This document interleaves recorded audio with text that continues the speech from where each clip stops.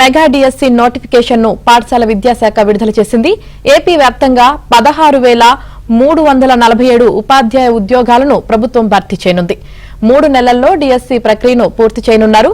ప్రభుత్వ, జిల్లా పరిషత్, మండల పరిషత్, మున్సిపల్ పాఠశాలల్లో 13,192 పోస్టులు భర్తీ చేయనున్నట్లు పాఠశాల విద్యాశాఖ పేర్కొంది.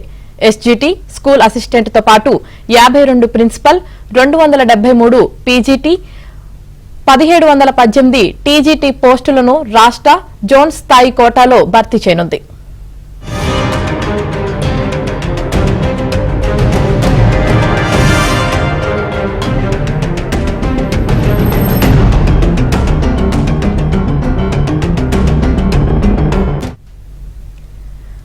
నోటిఫికేషన్ జారీ అయిన తర్వాత 45 రోజుల్లో రాత పరీక్షలు ప్రారంభమవుతాయి.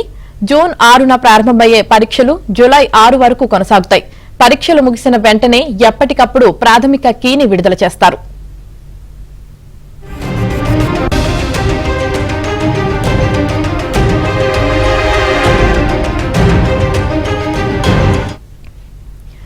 కూటమి ప్రభుత్వం అధికారంలోకి వచ్చాక డిఎస్సి ఫైల్ పైనే చంద్రబాబు తొలి సంతకం చేశారు. ఆ వెంటనే నోటిఫికేషన్ విడుదల చేయాలని భావించారు.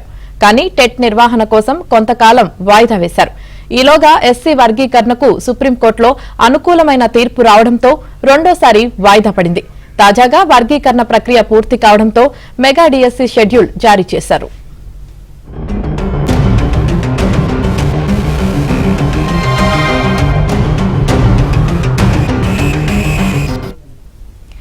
ఎన్నికల్లో ఇచ్చిన మరో హామీని నిలబెట్టుకున్నామన్నారు మంత్రి లోకేష్.